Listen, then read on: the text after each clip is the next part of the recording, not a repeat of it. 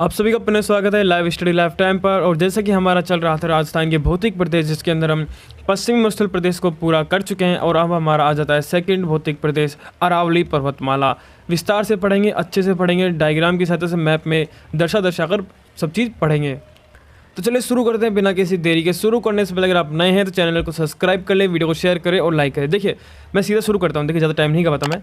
अरावली पर्वतमाला हम भौतिक प्रदेश पढ़ रहे हैं, तो मेरा एक सिद्धांत है सबसे पहले कि क्या हम भौतिक प्रदेश को जो मैप है, खाली मैप, इसके अंदर हम अरावली पर्वतमाला को दर्शा सकते हैं कि अरावली पर्वतमाला कौन कौन से जिले के अंदर आती है, तभी तो हम अरावली पर्वतमाला को अच्छे से पढ़ पाएंगे। तो देखिए सबसे पहले अरावली पर्वतमाला का क्षेत्र देखते हैं हम राजस्थान के अंदर कहाँ से कहाँ शुरू होता है। देखिए अरावली पर्वतमाला एक तरह से चट्टानी, चोटियाँ, पठार, इनसे भरी पूरी है पूरी तरह से। कौन कौन से जिलों में आती है, जब आप धीरे धीरे राजस्थान ज्योग्राफी पढ़ेंगे तो आपको खुद ब खुद समझ आने लग जाएगा और 2-3 बार प्रैक्टिस करने के बाद आप हर एक भौतिक प्रदेश को अच्छे से दर्शा पाएंगे। पिछली वीडियो में हमने पश्चिम मरुस्थल प्रदेश को दर्शाया, अब देखिए अब दर्शाएंगे अरावली पर्वतमाला को। तो देखिए हम अरावली पर्वतमाला के अंदर हमारा सिरोही पूरा आ जाएगा, ये हमारा पाली आ जाएगा, अजमेर पूरा आएगा, जयपुर भी, और आधा सीकर और आधा झुंझुनू।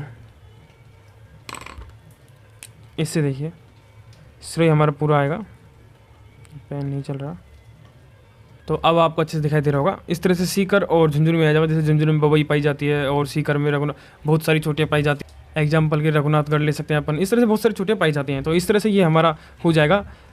अब इधर का एरिया पश्चिम मरुस्थल प्रदेश। अब देखते हैं कि अरावली पर्वतमाला को पूरा कैसे लेना है। तो देखिए अरावली पर्वतमाला अब हम लेंगे यहाँ से, हम लेंगे बांसवाड़ा और डूंगरपुर, क्योंकि इसमें भूमट का पठार भी पाया जाता है और बांसवाड़ा में मेवल की पहाड़ियाँ भी पाई जाती हैं, इसलिए हमारा बांसवाड़ा से लेंगे उदयपुर पूरा, ये पूरा उदयपुर आ जाएगा। इसमें चित्तौड़गढ़ भी आएगा हमारा, कि आप सभी को पता है चित्तौड़गढ़ में तो चोटियाँ ही चोटियाँ हैं, चित्तौड़गढ़ भी स्थित है।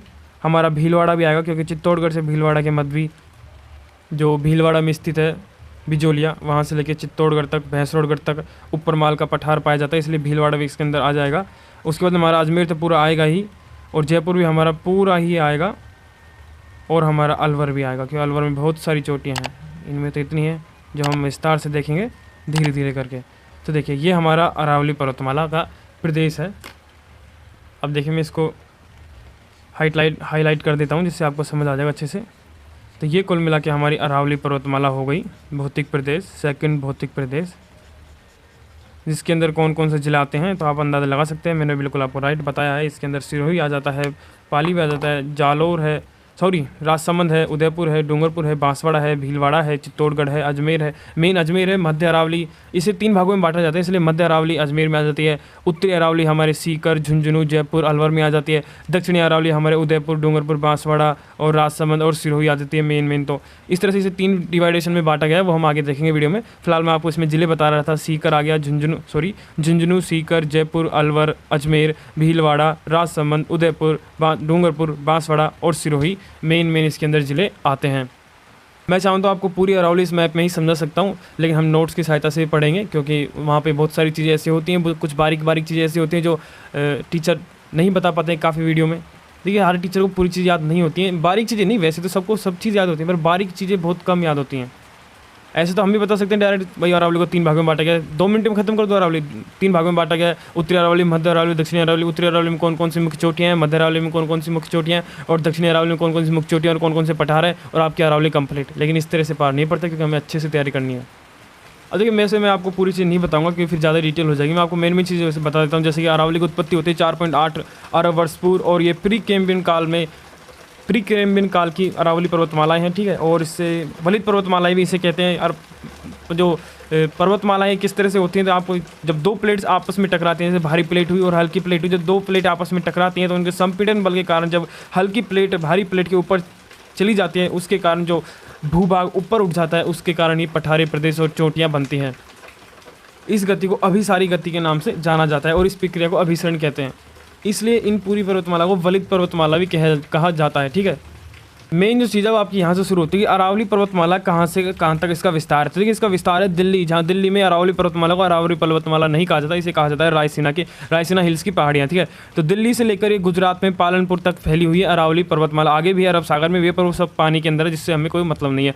बात करें इसकी कुल लंबाई की तो 692 किलोमीटर, 700 भी कभी कभार कहीं कहीं आपको दिखने को मिल जाएगी बुक्स के अंदर, ठीक है। विस्तार की बात हमने कर ली, दिल्ली से गुजरात पालनपुर तक है।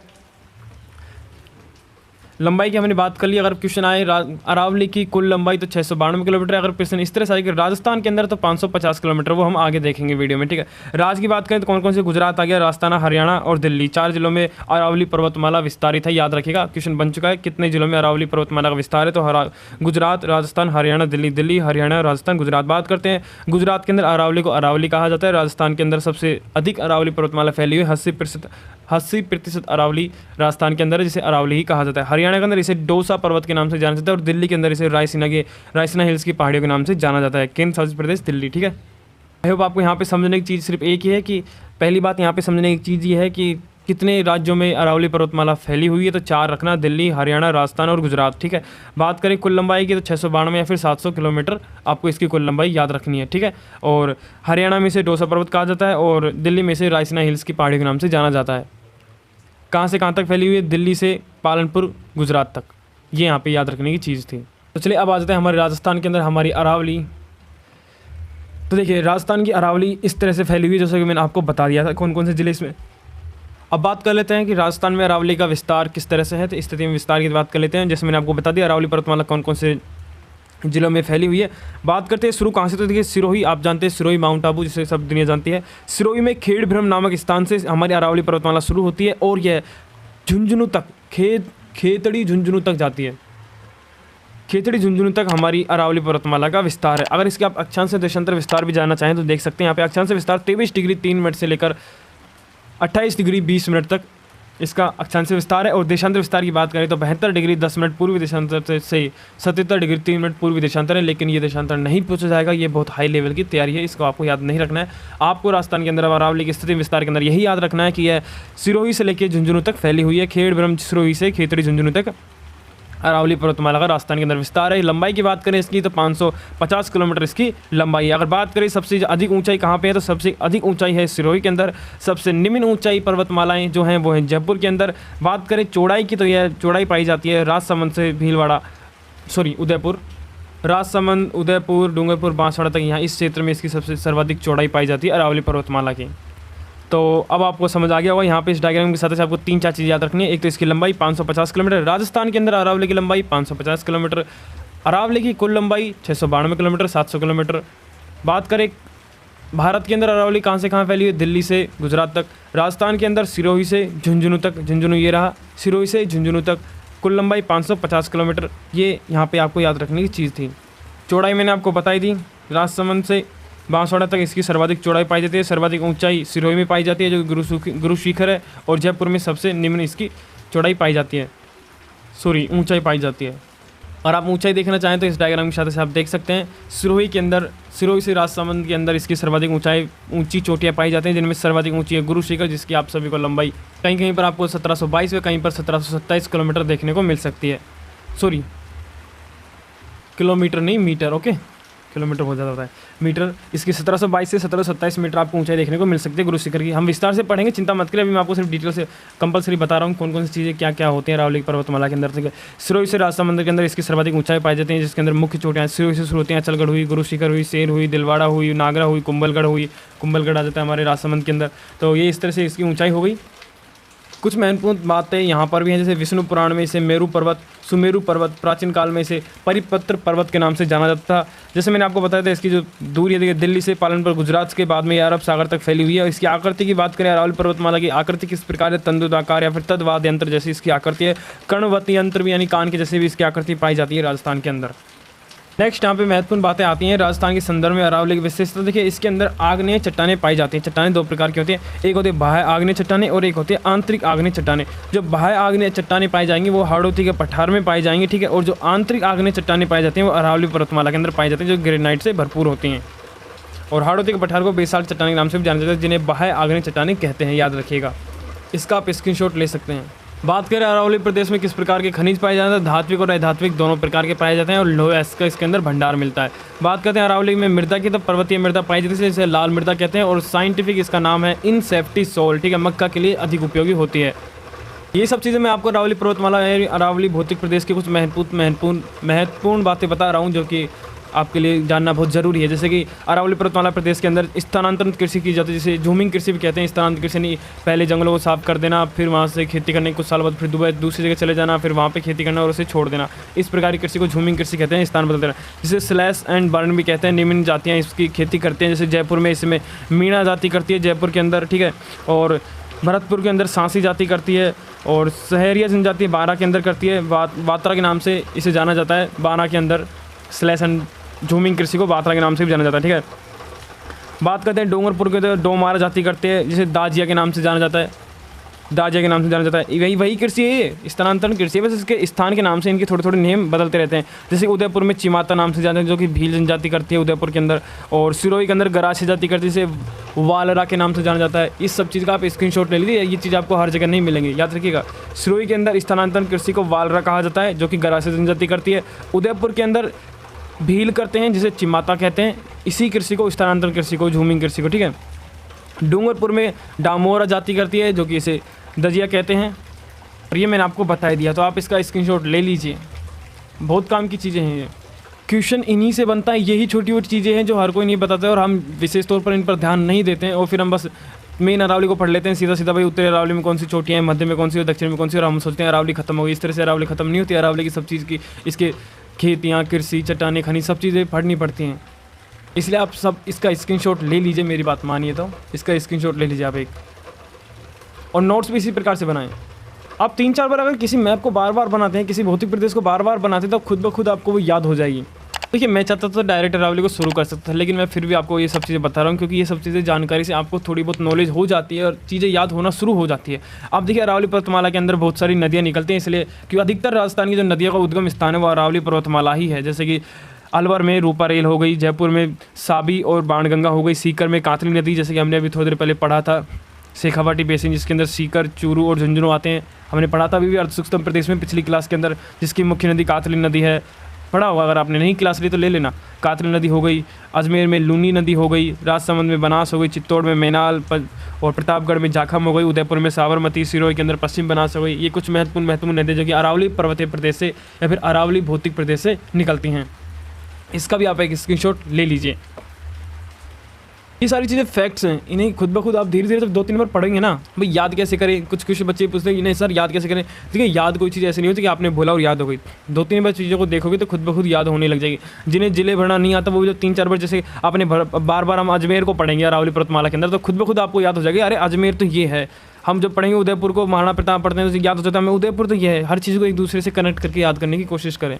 तो ये लीजिए, इस चीज़ का आपको इंतजार था कि अरावली पर्वतमाला को शुरू करते हैं, इसका एक खंडन शुरू करते हैं। देखिए, अरावली पर्वतमाला को 3 भागों में बांटा गया। इसका वर्गीकरण ऊंचाई के आधार पर 3 भागों में बांटा गया, उत्तरी अरावली, मध्य अरावली और दक्षिणी अरावली, ठीक है। विस्तार की बात करें तो 4 जिले आते हैं उत्तरी अरावली के अंदर। औसत ऊंचाई 450 किलोमीटर। उत्तरी अरावली के अंदर प्रमुख पहाड़ियाँ कौन कौन से, वो हम आगे वीडियो में देखते हैं। उत्तरी अरावली 4 जिले, झुंझुनू, सीकर, जयपुर, अलवर। ये रही आपकी पूरी उत्तरी अरावली। बस इसका स्क्रीनशॉट ले लीजिए, ये इस पर पढ़ लिया तो बस पूरी उत्तरी अरावली खत्म है। इसी के अंदर सब कुछ आ जाएगा, सब समझ आ जाएगा। सबसे पहले बात कर लेते हैं उत्तरी अरावली में जिले कौन कौन से आते हैं। 4 जिले आते हैं, जयपुर, अलवर, सीकर और झुंझुनू, ठीक है, याद रखिएगा। झुंझुनू, सीकर, जयपुर, अलवर। यहाँ पे प्रमुख महत्वपूर्ण चोटियाँ और पठार कौन कौन से, पहाड़ियाँ कौन कौन से, वो हम यहाँ पे देखने वाले हैं, ठीक है। सबसे पहले हम बात करते हैं झुंझुनू की। झुंझुनू के अंदर बबई और पालखेत की पहाड़ियाँ पाई जाती हैं। स्क्रीनशॉट ले लीजिए, धीरे धीरे चीज़ें याद हो जाने चाहिए। रघुनाथगढ़ सीकर के अंदर, मालखेत की पहाड़ियाँ सीकर के अंदर, तोरावाटी जैसे कि हमने पढ़ा था शेखावाटी बेसिन के अंदर, क्योंकि तुवर राजपूतों का अधिकार था, इसलिए इसे तोरावाटी भी कहा जाता है। हर्ष पर्वत भी यहाँ पे पाया जाता है। तो यहाँ पे 4 चीज़ें हो गई, रघुनाथगढ़, मालखेत की, तोरावाटी के इस क्षेत्र को कहा जाता है, और हर्ष पर्वत की पहाड़ियाँ यहाँ पे मिलती हैं सीकर के अंदर, ठीक है। बात करते हैं अंदर जयपुर के अंदर। जयपुर के अंदर बैराठ की हो गई, बैराठ की पहाड़ियाँ हो गई, और खो हो गई, शेर हो गई, बरबड़ा हो गई, ये सब जयपुर के अंदर महत्वपूर्ण चोटियाँ हो गई। और यहाँ पे नाहसर हो गई, सेवर की पहाड़ियाँ हो गई। ये कुल मिला के जयपुर के अंदर महत्वपूर्ण जो चोटियाँ थी वो यहाँ पे आपको दिखाई दे रही होंगी। अलवर के अंदर बहुत सारी है, भोराच है, उदयपुर, उदयनाथ की पहाड़ियाँ हो गई, हर्षनाथ की पहाड़ियाँ हो गई, भानगढ़ का किला हो गया, भिवाली हो गई, और बाला किला भी हो गया अलवर के अंदर। तो ये आपकी अरावली ख़त्म, अगर इस तरह से आप पढ़ना चाहें तो। बहुत सिंपल है, चीज़ें याद रखनी है, बस फैक्ट्स हैं। आप स्क्रीनशॉट ले लीजिए इसका, और या धीरे धीरे याद करने की कोशिश कीजिएगा, धीरे धीरे पढ़ने की। देखिए, फिर से बता दूँ, बात करते हैं अलवर के अंदर, तो भोराज की, उदयनाथ की पहाड़ियाँ, हर्षनाथ की, भानगढ़ का किला, बिलाली और बाला किला। बात करते हैं जयपुर के अंदर, खो, बरबड़ा, सेवर की पहाड़ियाँ, बहराट की पहाड़ियाँ, नाहसर। सीकर के अंदर रघुनाथगढ़, महन याद रखिएगा, रघुनाथगढ़ और मालखेत की पहाड़ियाँ और हर्ष पर्वत। झुंझुनू के अंदर उत्तरी अरावली कंप्लीट होती है। और बात करते हैं इसकी मुख्य चोटियों की, ये आपको दिखाई दे रही होंगी ऊपर में, एक मैप या सारणी में आपको दिखाई दे रही होगी, उसके अंदर आप इन सब की छोटी ऊंचाई दिखाई दे रही है। अब मैं एक एक को बताऊँ, इससे अच्छा है कि आप स्क्रीनशॉट ले सकते हैं। फिर बताता हूँ, रघुनाथगढ़ जो कि सीकर में स्थित है, उसकी ऊंचाई है 1055 मीटर। खो हो गई जो कि जयपुर में स्थित है 920 किलोमीटर। भोरांच अलवर के अंदर स्थित है 792 मीटर। बरबड़ा जो कि जयपुर के अंदर स्थित है 786 मीटर हो गई। बबई हो गई जो कि झुंझुनू के अंदर स्थित है 780 मीटर हो गई। बिलाली हो गई जो कि अलवर के अंदर स्थित है 775 मीटर हो गई। बोहराट हो गई जयपुर के अंदर। सरिस्का हो गई अलवर के अंदर। भानगढ़ अलवर के अंदर। जयगढ़ जयपुर के अंदर। नाहरगढ़ जयपुर के अंदर। और बालागढ़ अलवर के अंदर, जिसे बाला किला भी कहा जाता है। इन सब की ऊंचाइयाँ मीटर के हिसाब से दे रखी है, आप चाहते हैं इन सबका स्क्रीनशॉट ले सकते हैं। वो थी आपकी उत्तरी अरावली। अब ये आ जाती है हमारी मध्य अरावली, जिसके अंदर सिर्फ एक ही जिला महत्वपूर्ण है, वो है अजमेर। ठीक है, थोड़ा सा पाली भी है लेकिन उसके अंदर दर्रा वगैरह आते हैं, इसलिए ज़्यादा इंपॉर्टेंट नहीं है। लेकिन मेन आपकी मध्य अरावली सिर्फ अजमेर है। और पूछ जाए मध्य अरावली के अंदर कौन सा जिला आता है, इसका विस्तार कहाँ है, तो अजमेर के अंदर इसका विस्तार है। ठीक है, अब इसकी महत्वपूर्ण चोटियाँ पहाड़ियाँ देख लेते हैं। देखिए, सबसे पहले बात करते हैं इन पहाड़ियाँ जो विस्तारित हैं, यहाँ पे विस्तार है, इन्हें कहा जाता है मेरवाड़ा की पहाड़ियाँ, जो कि डिवाइडेशन करती हैं मारवाड़ को और मेवाड़ को। ठीक है, डिवाइडेशन करती है मेवाड़ और मारवाड़ को। कौन सी करती है? मेरवाड़ा की पहाड़ियाँ। बात करते हैं इसके उत्तर में सबसे ऊंची चोटी है गोरमजी। कौन सी? गोरमजी, जिसकी ऊंचाई है 934 मीटर। उसके बाद में तारागढ़ आ जाती है 870 किलोमीटर। नाग पहाड़ आ जाता है 795 मीटर। और लास्ट में आता है जो कि टूटा हुआ अंश है अजमेर का, खंडित भाग, टोडगढ़ जिसे भी कहा जाता है, टोडगढ़ या फिर मेरिया जी की पहाड़ी, जिसकी ऊंचाई है 933 मीटर। और यहाँ पे एक दर्रा भी आता है जो कि पाली और अजमेर का दर्रा है, जिसे बरदर्रा के नाम से जाना जाता है। ठीक है, ये दर्रा हो गई इसका, और ये इसकी महत्वपूर्ण चोटी हो गई। 2 मिनट में आपकी मध्य अरावली खत्म हो जाती है। यहाँ पे रखने की सिर्फ 4 चीज़ें आपको याद रखनी है। अजमेर के अंदर महत्वपूर्ण चोटियाँ कौन कौन सी हैं? गोरमजी, तारागढ़, नाग पहाड़ और टोडगढ़ या फिर मोरजी, मेरिया जी की पहाड़ियाँ। ठीक है, याद रखने की सिर्फ 4 चीज़ें, गोरमजी, मेरिया जी की पहाड़ी, तारागढ़ और नाग पहाड़। 4 चोटियाँ आपको याद रखनी है जो कि मध्य अरावली के अंदर आती हैं। क्वेश्चन इस प्रकार से बन सकता है, तारागढ़ कहाँ पे है? अजमेर के अंदर है। गोरमजी कहाँ पे है? अजमेर के अंदर है। नाग पहाड़ अजमेर के अंदर। मेरिया जी की पहाड़ी अजमेर के अंदर, या फिर टोडगढ़ अजमेर के अंदर, याद रखिएगा। और ये पूरी जो कहा जाता है, इसे कहा जाता है मेरवाड़ा की पहाड़ियाँ। याद रखिए, मेरवाड़ा की पहाड़ियाँ कहाँ स्थित है? तो याद रखिएगा अजमेर के अंदर स्थित है। क्वेश्चन बन सकता है। बात करें इसकी औसत ऊंचाई की, तो 500 से 700 मीटर इसकी औसत ऊंचाई होती है, जो कि आपको याद रखना इंपॉर्टेंट नहीं है। लो एक बार नोट्स में भी देख लेते हैं। प्रमुख चोटियाँ हो गई गोरमजी 943, मेरिया जी हो गई 933, तारागढ़ हो गया 870 और नाग पहाड़ हो गया 795 मीटर। इसके प्रमुख दर्रे, बरदर्रा जो मैंने आपको बता दिया, जो कि पाली इंपॉर्टेंट है, मारवाड़ा और मेवाड़ के अलग करता है बरदर्रा। और भी प्रमुख दर्रे हैं, शिवपुरा हो गई, सुरघाट हो गई, पीपली हो गई, अरनिया हो गई, पाखेरिया हो गई और झिलवाड़ा जो कि अजमेर के अंदर स्थित है। इसका आप स्क्रीनशॉट ले सकते हैं। यहीं एक इस स्क्रीनशॉट की सहायता से आपकी मध्य अरावली कंप्लीट हो जाएगी। 4 चोटियाँ याद रखनी है, गोरमजी, तारागढ़, नागपहाड़ और मेरिया जी की पहाड़ी, जिसे टोडगढ़ भी कहते हैं, याद रखिएगा। बरदर्रा याद रखना है, मेवाड़ और मारवाड़ को अलग करने वाली मेरवाड़ा की पहाड़ी याद रखनी है। बस खत्म आज में मध्य अरावली। अब आ जाती है हमारी दक्षिणी अरावली, जो कि हम पहले एक बार नोट्स की सहायता से देख लेते हैं, फिर अब मैं आपको मैप की सहायता से बता दूंगा। विस्तार की बात करें तो इसके अंदर 3 जिले आते हैं, राजसमंद, उदयपुर और सिरोही। औसत ऊंचाई की 900 मीटर करते हैं। और प्रमुख पहाड़ियाँ इसके अंदर कुकुरा की पहाड़ी है, राजसमंद के अंदर विजराल ग्राम की पहाड़ी है, राजसमंद के अंदर दिवेर की, राजसमंद, खमनोर, राजसमंद, गोगुंदा की पहाड़ी है उदयपुर के अंदर, और बिच्छा मेड़ा भी उदयपुर के अंदर। अब ये रही आपकी दक्षिणी अरावली। चाहे तो स्क्रीनशॉट ले सकते हैं, एक स्क्रीनशॉट के अंदर आपकी दक्षिणी अरावली कंप्लीट हो जाएगी। बात करते हैं राजसमंद के अंदर कुकुरा की पहाड़ी है, जो कि हमारे अजमेर और राजसमंद की सीमा का निर्धारित करते हैं, क्योंकि यहाँ पे ऐसा हमारा अजमेर शुरू हो जाता है, यहाँ से अजमेर शुरू हो जाता है, उसकी निर्धारित करते हैं कुकुरा की पहाड़ियाँ। अजमेर और राजसमंद की सीमा निर्धारित करती हैं कुकुरा की पहाड़ियाँ, जो कि राजसमंद के अंदर स्थित है। बात करते हैं हल्दी घाटी और विजल ग्राम की पहाड़ियाँ, दोनों राजसमंद के अंदर आ जाती हैं। हल्दी घाटी जिसे खमनोर की पहाड़ियों के नाम से जाना जाता है, और हल्दी घाटी का मैदान भी यहीं पे स्थित है। बात करते हैं दिवेर की पहाड़ियाँ, राजसमंद के अंदर स्थित है। 4-5 चोटियाँ इसके अंदर आपको याद रखनी है, राजसमंद के अंदर कुकुरा की, विजल ग्राम की, और हमारी हल्दी घाटी का मैदान जिसे खमनोर की पहाड़ियाँ कहा जाता है, और दिवेर की पहाड़ियाँ। याद हो गई, दिवेर, खमनोर, कुकर और विजल ग्राम। बात करते हैं सिरोही के अंदर। सिरोही के अंदर इसकी 3 मुख्य चोटियाँ, गुरु शिखर जिसकी सर्वाधिक ऊंची चोटी है 1722 मैंने आपको बताई थी, अचलगढ़ हो गई और ऋषिकेश हो गई। 3 चोटियाँ हो गई सिरोही के अंदर महत्वपूर्ण, गुरु शिखर, अचलगढ़, ऋषिकेश। उदयपुर की बात करें तो गोगुंदा हो गई और बिच्छा मेड़ा हो गई। 2 महत्वपूर्ण चोटियाँ आपको यहाँ पे याद रखनी है। और भी महत्वपूर्ण चोटियाँ हैं उदयपुर के अंदर, बहुत सारी हैं, जो कि मैं आपको सारणी की सहायता से दिखा रहा हूँ। दक्षिणी अरावली के अंदर 4 प्रमुख दर्रे हैं, जो कि आपको याद होना जरूरी है। एक तो देवारी दर्रा उदयपुर के अंदर स्थित है, चारों दर्रे उदयपुर में। हाथी दर्रा, केवड़ा की नाल और फुलवारी की नाल, 4 दर्रे हैं उदयपुर के अंदर। देवारी दर्रा, हाथी दर्रा, केवाड़ की नाल और फुलवारी की नाल। सर्वप्रथम आप दक्षिणी अरावली की जो प्रमुख चोटियाँ हैं इसका एक स्क्रीनशॉट ले लीजिए। फिर मैं आपको बच्ची कुची जो चोटियाँ बच रही हैं उनकी ऊंचाई के साथ मैं आपको एक सारणी दिखा दूंगा, आप उसका स्क्रीनशॉट ले लीजिएगा।